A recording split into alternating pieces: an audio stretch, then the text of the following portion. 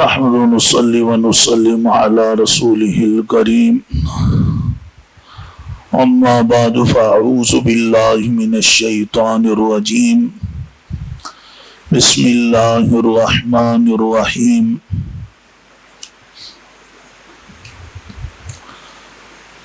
رب اشرح لي صدري ويسر لي أمري واحلل عقدة من لساني يفقهوا قولي ما كان للنبي والذين آمنوا أن يستغفروا للمشركين ولو كانوا أولي قربى من بعد ما تبين لهم أنهم أصحاب الجحيم وما كان استغفار إبراهيم لأبيه إلا عن موعدة وعدها إياه فلما تبين له أنه عدو لله تبرأ منه إن إبراهيم لأواه حليم وما كان الله ليضل قوما بعد إذ هداهم حتى يبين لهم ما يتقون إن الله بكل شيء عليم إن الله له ملك السماوات والأرض يحيي ويميت وما لكم من دون الله من ولي ولا نصير. واجب الاحترام گرامی قدر معزز حاضرین محفل، یہ چند آیات مبارکہ جن کی ابھی تلاوت اور سماعت کی سعادت حاصل ہوئی ہے، سورۃ التوبہ کی آیات ہیں۔ سورۃ التوبہ کا درس، ترجمہ، تفسیر کا سلسلہ بالترتیب جاری ہے۔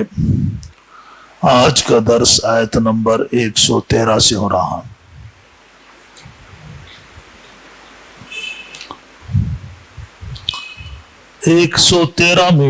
آیت نمبر 113 میں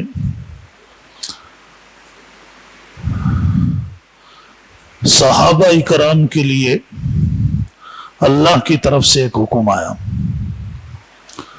اور یہ بھی صحابہ کے لیے اللہ کی طرف سے ایک آزمائش تھی، جیسے اور بہت سی آزمائشیں آپ حضرات پیچھے سنتے آ رہے ہیں، اور ان میں وہ ثابت قدم رہے۔ اور ہر آزمائش اپنی نوعیت کی الگ آزمائش ہے، کیونکہ اللہ کے ساتھ اپنے تعلق کو درست رکھنا، جوڑے رکھنا، یہ تب ہی ممکن ہوتا ہے کہ جب اللہ کی طرف سے آنے والی آزمائشوں میں انسان ثابت قدم رہے، اپنی مرضی منشا کو چھوڑ دے اور اللہ کے طرف سے آنے والے حکم پر پیروکار ہو جائے، اس کا پابند ہو جائے۔ اب دیکھیے کہ اس آیت میں یہ حکم آیا، فرمایا کہ ما کان للنبی والذین آمنوا، نہیں ہے اجازت خود حضور اکرم صلی اللہ علیہ وسلم کو اور جو ایمان لائے ان کو کہ ان یستغفروا للمشرکین، کہ وہ مشرکوں کے لیے استغفار پڑھنے کی اجازت نہیں ہے۔ وَلَوْ كَانُوا أُولِي قُرْبَىٰ، اگرچہ وہ مشرک ان کے انتہائی قریبی رشتہ دار ہوں، لیکن کب اجازت نہیں ہے؟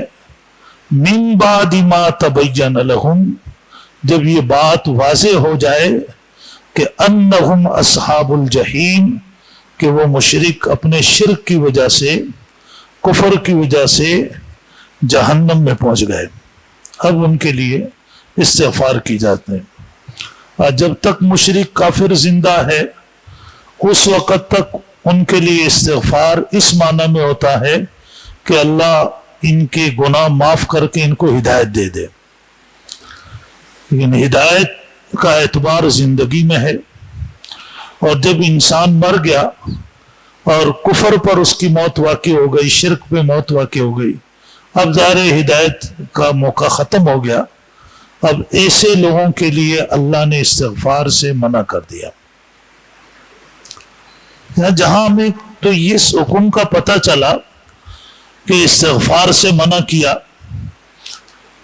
اور تو اس کے ساتھ ساتھ یہ بھی پتہ چلا کہ اگر استغفار آپ کسی مسلمان کے لیے کریں گے تو اس کو اس کا فائدہ پہنچے گا، اور مشرک کے لیے چونکہ اللہ نے فرما دیا کہ جو شرک میں مر گیا، ان اللہ لا یغفر ان یشرک بہ، اب اللہ نے اسے معافی نہیں کرنا ہے.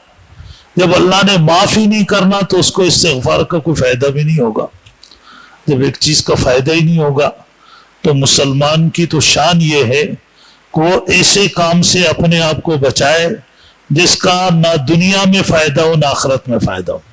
اب اس کا نہ دنیا میں فائدہ رہا نہ آخرت میں فائدہ رہا. یہ اللہ تبارک و تعالیٰ نے منع فرمایا. تو مسلمانوں کے لیے اس وقت صحابہ اکرام کے لیے یہ اس معنی میں بہت بڑی آزمائش تھی کہ ان کے بہت سے رشتہ دار مشرک تھے، کافر تھے. اب رشتہ داروں کے ساتھ صلہ رحمی کا بھی حکم ہے، وہ حکم اپنی جگہ پر ہے، اور اس حکم کو اسلام میں برقرار رکھا گیا. حضور اکرم صلی اللہ علیہ وسلم کے مبارک زمانے میں مدینہ منورہ کے اندر مکہ سے ایک خاتون آئی. تو وہ جس مسلمان خاتون کی والدہ تھی، اس نے نبی کریم صلی اللہ علیہ وسلم سے پہلے آ کر پوچھا کہ میری والدہ مکہ سے چل پڑی ہے، آ رہی ہے، تو وہ ہے مشرکہ، تو میں اس کے ساتھ کیا سلوک کروں؟ آپ نے فرمایا تم اس کے ساتھ اچھا سلوک کرو. یہ صلہ رحمی ہے کہ وہ مشرک ہے، کافر ہے، اسلام نے اس کے ساتھ صلہ رحمی کا حکم دیا، اچھے اخلاق کا حکم دیا، یہ ساری باتیں دی ہیں، اور ساتھ میں ایک چیز سے منع بھی کر دیا. اب دیکھیں آزمائش کی تھی، صلہ رحمی بھی کرنی ہے، اخلاق بھی اچھا برتنا ہے. ان کو کوئی دنیاوی تکلیف ہو، کسی آسمانی زمینی آفت میں مبتلا ہو، آپ نے ان کی مدد بھی کرنی ہے. لیکن اگر وہ کفر اور شرک میں مر جاتا ہے تو اب استغفار نہیں کرنا ہے. اس سے اللہ نے منع کیا. اب جب یہ منع ہو گیا تو صحابہ کرام تو قرآن پاک کو سمجھتے تھے، ہمیں تو قرآن پاک کو سمجھنے کے لیے ترجمہ کرنا پڑتا، اور ترجمے سے بھی بات سمجھ میں نہیں آتی، تشریح کرنی پڑتی ہے. اور صحابہ کرام تو براہ راست سمجھتے تھے. اب جب صحابہ کرام کو منع کیا گیا تو صحابہ کرام کی ایک خصوصیت یہ تھی کہ ان کو اللہ کے حکم کے بارے میں کبھی کوئی اشکال اور سوال پیش نہیں آتا تھا. وہ اتنے فرما بردار اور مطیع تھے، پر جو اللہ نے کہہ دیا بس سو کہہ دیا. ان کے ذہن میں کبھی اشکال نہیں ہوتا تھا کہ جی ایسے کیوں ہو رہا. لیکن اشکال آتا تھا منافقوں کے دل میں. پھر وہ منافق کہیں کوئی مخلص مسلمان اکیلا مل گیا اور 4-5 منافق کھڑے تو پھر اس کو روک لیتے تھے. پھر رو کر اس کے ذہن میں اپنا گند بھرنے کی کوشش کرتے تھے. جیسے ایک صحابی جو ہے وہ کہیں گئے ہوئے تھے تو وہاں کافروں نے ان کو روک لیا اور ان کو کہا کہ تمہارے قرآن کریم میں آتا ہے حضرت مریم کے بارے میں، یا اخت ہارون، سورہ مریم میں حضرت مریم کو مخاطب کیا گیا ہے، یا اخت ہارون، یہ ہارون کی بہن. تو ان کافروں نے کہا تو ہارون تو حضرت موسیٰ علیہ السلام کا بھائی تھا، حضرت مریم کا کو کہا گیا ہے کہ یہ ہارون کی بہن ہے. ہارون تو بہت پہلے حضرت موسیٰ علیہ السلام کے زمانے میں گزرے تھے، حضرت موسیٰ علیہ السلام کے بھائی تھے. تو انہوں نے کہا اچھا چلو میں حضور اکرم صلی اللہ علیہ وسلم سے پوچھ لوں گا. اب وہ آئے اور سیدھے آپ صلی اللہ علیہ وسلم کے پاس آئے. کہا کہ جی آج میں تجارت کی غرض سے باہر گیا ہوا تھا، وہاں کچھ کافروں کو پتہ چلا یہ مسلمان ہے، تو انہوں نے میں سے یہ سوال کیا. آپ نے فرمایا کہ یہ لوگوں کی ہمیشہ عادت رہی، نیک لوگوں کی، کہ وہ اپنے انبیاء اور بزرگوں کے ناموں پر اپنے بچوں کے نام رکھتے تھے. تو حضرت مریم کو جو یہ کہا گیا یا اختہ ہارون، حالانکہ ہارون ان کا سگا بھائی تھا بھی نہیں، ان کے رشتے میں لگتا تھا بھائی، وہ انتہائی نیک انسان تھا، اور اس کا نام اس کے ماں باپ نے حضرت ہارون علیہ السلام کے نام پہ رکھا ہوا تھا. تو یہ تو میں نے ایک مثال دی. تو اسی طریقے سے جب یہ حکم آیا کہ جی مشرکوں کے لیے استغفار نہیں کرنا، تو اب جو منافقین تھے انہوں نے، کیونکہ مسلمانوں کے ذہن میں اپنے جو گندے اشکالات تھے وہ ڈالنے تھے، تو اللہ نے پہلے ہی اس کا جواب دے دیا اس آیت میں کہ حضرت ابراہیم علیہ السلام نے جو اپنے والد کے لیے استغفار کیا تھا اس کی وجہ کیا تھی.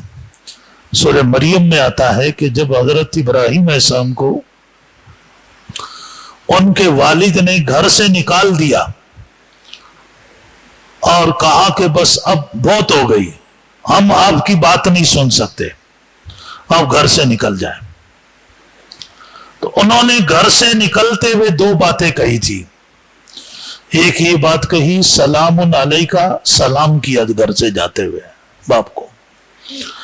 دوسری بات یہ کہی تھی کہ استغفر لک ربی انہ کان بی حفیہ، میں آپ کے لیے استغفار پڑھتا رہوں گا اللہ سے کہ اللہ مجھ پر مہربان ہے، ہو سکتا ہے تمہیں اللہ ہدایت دے دے.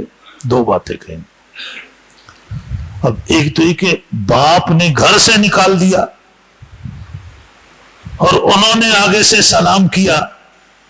یہ قرآن ہمیں سکھا رہا ہے کہ حضرت ابراہیم علیہ السلام مزاج کے اعتبار سے بڑے نرم تھے اور نبی تھے، اللہ کے جد الانبیاء تھے. تو ان کی تعلیم اور ان کی تربیت یہ ہے، اگر ایک بندہ آپ سے جہالت پر اتر آئے، لیکن آپ نے جہالت پہ نہیں اترنا. آپ نے جو اب کے اصول ہیں، اسلامی تعلیمات ہیں، وہ ہو سکتا ہے اللہ کی طرف سے ایک آزمائش ہے، اس آزمائش میں آپ نے پورا اترنا ہے. تو اللہ کا ہمیں واضح طور پر حکم ہے وَقُلْ لِعِبَادِي يَقُولُ الَّتِي هِيَ أَحْسَنُ، آپ میرے بندوں کو کہہ دیں کہ وہ زبان کو احسن اور محتاط طریقے سے استعمال کریں. اللہ کا واضح حکم ہے. اب اللہ نے ہم سے یہ تھوڑی پوچھنا ہے اس نے تمہیں کیا کہا، ہم سے پوچھا جائے گا تم نے کیا کیا. وَلَا تُسْأَلُونَ عَمَّا كَانُوا يَعْمَلُونَ، اللہ نے فرمایا تم سے یہ نہیں پوچھا جائے گا وہ لوگ کیا کرتے تھے، تم سے یہ پوچھا جائے گا تم خود کیا کرتے تھے. ہمارے لیے تو حضرت ابراہیم علیہ السلام کا طریقہ ہے کہ باپ نے ڈانٹا اور گھر سے نکالا. انہوں نے نکلتے ہوئے دو باتیں ارشاد فرمائی. ایک تو فرمایا سلام علیکہ، سلام کیا اپنے والد کو، اور دوسری بات یہ کہی کہ میں تمہارے لیے استغفار کروں گا. تو اب منافقین کی طرف سے یہ اندیشہ تھا کہ وہ اس مسئلے کو اٹھائیں گے کہ حضرت ابراہیم نے تو اپنے والد آزر کے لیے استغفار کا کہا تھا جبکہ وہ مشرک تھے، اور یہاں تو مشرکوں کے لیے استغفار سے منع کر دیا ہے. ایک طرف تو تم کہتے ہو کہ ہمارا حضرت ابراہیم کے ساتھ تعلق ہے اور ہم ملت ابراہیمی پر قائم ہے، اور دوسری طرف تو ان کا طریقہ چھوڑ رہے ہو. یہ چھوٹی چھوٹی باتیں نہیں، اس کو وہ بہت لمبا کھینچ دیتے. پھر اللہ نے اس لیے اس کی وضاحت کی، فرمایا کہ حضرت ابراہیم علیہ السلام نے جو اپنے والد کے لیے استغفار کا کہا تھا وہ ان سے وعدہ کیا تھا، لیکن جب حضرت ابراہیم صاحب کو پتہ چل گیا کہ میرا باپ شرک پر مر گیا اور کفر پر فوت ہو گیا اور وہ تو اب اللہ کا دشمن ہی بن گیا، تو پھر انہوں نے ان کے لیے استغفار نہیں کیا، تبرأ من، پھر ان سے برات کا اظہار کر دیا، لیکن اللہ سے ایک دعا مانگی جو قرآن کریم میں آتی ہے، وَلَا تُخْزِنِي يَوْمَ يُبْعَثُونَ، کہ اللہ میرے والد کے بارے میں قیامت کے دن مجھے شرمندگی نہ ہو، کہ لوگ یہ نہ کہیں کہ دیکھو اس کا والد دور سے جا رہا ہو جہنم کی طرف، لوگ کہیں گے وہ دیکھو حضرت ابراہیم کا والد جا رہا تھا، یا اللہ اس رسوائی سے مجھے بچانا۔ اللہ نے حدیث میں آتا ہے ابراہیم علیہ السلام کی دعا قبول کر لی، یہ دعا قبول ہو گئی، اور جب قیامت قائم ہوگی تو حضرت ابراہیم علیہ السلام کے قدموں میں ایک جانور آ کر گرے گا جو گندگی میں لت پت ہوگا، اور حدیث میں آتا ہے وہ بیجو نما جانور ہوگا، وہ جانور نہیں ہوگا بلکہ بیجو کی کھال میں حضرت ابراہیم علیہ السلام کے والد آزر لپٹے ہوئے ہوں گے، اللہ فرمائیں گے یہ آپ کا باپ ہے اور ہم نے آپ کی دعا قبول کر لی، اب لوگوں پر ظاہر نہیں ہوگا اور اس کو پکڑ کے جہنم میں ڈال دیں گے۔ تو یہ بڑے باریک مسئلے، اللہ پاک شرک سے محفوظ فرمائے۔ اور شرک انسان میں سرایت کر جاتا ہے بڑی خاموشی کے ساتھ، حدیث میں آتا ہے کہ اتنی خاموشی سے سرایت کرتا ہے جیسے بالکل چھوٹی باری کالی چینٹی کالے پتھر پہ رات کی تاریکی میں چل رہی ہو، کس کو نظر آئے گی؟ آپ حیران ہوں گے، اس کو نظر آئے گی جس کے ہاتھ میں روشنی ہوگی، لائٹ ہوگی۔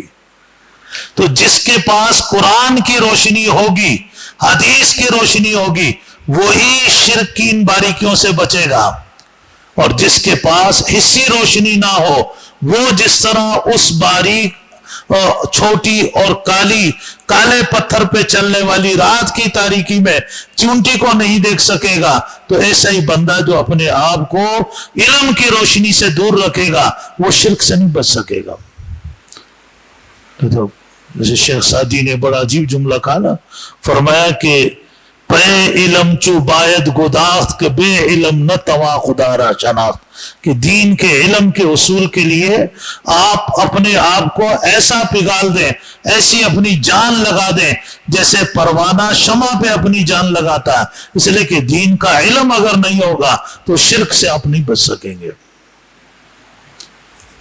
آپ دیکھیں اللہ نے صحابہ اکرام کی کتنی قربانیاں تھیں، آپ پڑھتے آ رہے ہیں، خود غزوہ تبوک کے موقع پر کتنی قربانیاں، اس سے پہلے کتنی قربانیاں، لیکن صحابہ کو بھی یہ بات فرما دی کہ جو شرک میں مر گئے ان کی بخشش نہیں ہوئی، ان کے لیے دعا بخشش کرنا بیکار ہے، منع کر دیا۔ باقی حضرت ابراہیم صاحب کو بتایا ان ابراہیم لأواہ حلیم، حضرت ابراہیم علیہ السلام دل کے بڑے نرم تھے اور مزاج کے اعتبار سے ان میں قوت برداشت تھی، تو اسی وجہ سے تو جب باپ نے دھکے دے کر گھر سے نکالا، اور نکلتے ہوئے باپ نے صرف یہ نہیں کہا گھر سے نکل جاؤ، کہا لا ارجمنک، اگر تم باز نہیں آئے میں پتھر مار مار کے تمہاری جان لے لوں گا۔ تو ایسے موقع پر سلام کرنا اور پھر استغفار کا کہنا وہی کر سکتا ہے جس میں قوت برداشت ہوگی، اور جس میں قوت برداشت نہیں ہوگی اس کو تو ایک دھکا دیں گے، وہ آگے سے 2 دھکے دوسرے کو دے دے گا۔ تو قوت برداشت کا اپنے اندر پیدا کرنا یہ انتہائی ضروری ہے، اس لیے حدیث کے اندر آتا ہے کہ غصہ انسان کے ایمان کو شدید نقصان پہنچاتا ہے، اور غصے کو، کیونکہ ایمان ایک قیمتی چیز ہے۔ تو ان لوگوں کو پتا ہوگا نا، ایک بندہ ہے اس کے ہاتھ میں ایک قیمتی موبائل ہے اور دوسری طرف جناب سے کوئی سستا سا چشمے کا کور موجود ہے، اب کوئی بندہ ٹیٹی لے کے چڑھتا ہے، کہتا ہے ان 2 چیزوں میں سے ایک میرے حوالے کر دے، تو ظاہر ہے یہ سستی چیز اس کے حوالے کرے گا، اور سستی ہے، یہ زیادہ تھا 20 روپے کا 25 کا، مجھے کوئی سی قیمت پتہ نہیں، مجھے تو بچے ویسی لا دیتے ہیں مفت میں۔ لیکن اب دوسری طرف دوسری بات سنیے، ایک آدمی کے ہاتھ میں قیمتی موبائل ہے، जो कोई अब तो बड़े बड़े कीमती आ रहे हैं, 2-2 3-3 लाख रुपए के भी आ रहे हैं, 3 लाख वाला मोबाइल है, और दूसरी तरफ उसके हाथ में छोटा सा कुरान पाक है, जगह जगह से फटा हुआ, शहीद कुरान है। अब एक डाकू चढ़ता है, कहता है इनमें से एक को जमीन पे फेंक दे या मैं तुम पे गोली चला दूंगा। अब ये साहिब ईमान है तो ये मोबाइल फेंक देगा, कुरान नहीं फेंकेगा। अब उसके नजदीक अगरचे वो कुरान दुनियावी कीमत के एतबार से वो 20-25 रुपए का भी नहीं है, शहीद है, लेकिन ये इसके ईमान का तकादा है कि इसके नजदीक अब इसको पता है कि यहां कुरान को फेंकता हूं तो मेरी आखिरत तबाह होती है, मोबाइल फेंक दूंगा अल्लाह दूसरा दे देगा, लेकिन अल्लाह इसके बदले में जन्नत अता फरमा देंगे। ये सी आजमाइशें साहब, हम इन चीजों को समझते नहीं। तो यहां फरमाया कि हजरत इब्राहिम तबीयत के इंतहाई नरम थे, मिजाज थे, कुव्वत बर्दाश्त थी, तो उन्होंने बाप के उन सख्त जुमलों के बावजूद बाप के एहतराम को नजरअंदाज नहीं किया। बाप का एहतराम है, तो इसलिए हुजूर अकरम सल्लल्लाहु अलैहि वसल्लम, जब आप हजरात ने उलमा से सुना है कि आप सल्लल्लाहु अलैहि वसल्लम की तो पैदाइश से पहले ही आपके वालिद मोहतरम दुनिया से पर्दा फरमा गए, हजरत जनाब अब्दुल्ला, और आपकी जो वालिदा थी हजरत आमना, ये जब आप सल्लल्लाहु अलैहि वसल्लम की उम्र तकरीबन 5 या 6 साल थी, तो ये आप सल्लल्लाहु अलैहि वसल्लम को लेकर मदीना तैयबा में आपका नानिहाल रहता था, उनसे मिलने के लिए आई थी। वापसी में जाते हुए सिर्फ 3 अफराद थे, एक आपकी वालिदा मोहतरमा, एक आपके वालिद साहब की बांदी हजरत उम्मे ऐमन, और एक खुद हुजूर अकरम सल्लल्लाहु अलैहि वसल्लम थे। ये अबवा मकाम पे आपकी वालिदा की तबीयत खराब हो गई, और वो तबीयत इतनी बिगड़ गई कि उनको अपनी जिंदगी से नाउमीदी हो गई। तो उस वक़्त उन्होंने चंद जुमले कहे हैं, वो इब्ने तारीख इब्ने शाम ने नकल किए हैं, हमको उम्मे ऐमन से ही होंगे क्योंकि वो वहां थी, आप सल्लल्लाहु अलैहि वसल्लम तो छोटे थे उस समय। उन्होंने कहा, वो 2-4 जुमले में सुना देता हूं। उन्होंने कहा कि मैंने उम्र थोड़ी पाई है लेकिन दुख और तकलीफें ज्यादा देखी हैं। उम्र थोड़ी पाई, दुख और तकलीफें ज्यादा देखी, लेकिन अब जाते हुए एक बच्चा ऐसा छोड़ के जा रही हूं जो पूरी इंसानियत में खुशियां तकसीम करेगा। पूरी इंसानियत में खुशियां तकसीम करेगा। तो आपने अपने ऐसे ऐसे जान के दुश्मनों को भी सीधा रास्ता दिखाया, उनसे भी कोई ऐसी बात नहीं कि जो एक इंतकामी कार्रवाई पर मबनी हो या जज्बात पर मबनी हो। हुजूर अकरम सल्लल्लाहु अलैहि वसल्लम की सीरत में 2 बातें नहीं मिलती है, एक बुज़दिली और दूसरा इश्तिआल अंगेजी। आपको लोगों ने हजीन तो देखा कि आप बैठे हुए आंसू बह रहे हैं आपकी आंखों से, आप गमगीन बैठे हुए हैं, लेकिन कभी इश्तिआल में नहीं देखा कि हुजूर अकरम सल्लल्लाहु अलैहि वसल्लम इश्तिआल में आए हो। तो ये सारी बातें हमारे लिए भी है कि हम अपनी जिंदगी में कोशिश करें कि अंबिया अलैहिस्सलाम वाली सिफात पैदा करें। इन्हीं सिफात की बुनियाद पर इंशाअल्लाह हमारी दुनिया भी संवरेगी और आखिरत भी हमारी अच्छी बनेगी। अल्लाह पाक हमें समझने के अमल की तौफीक नसीब फरमाए। व आखिर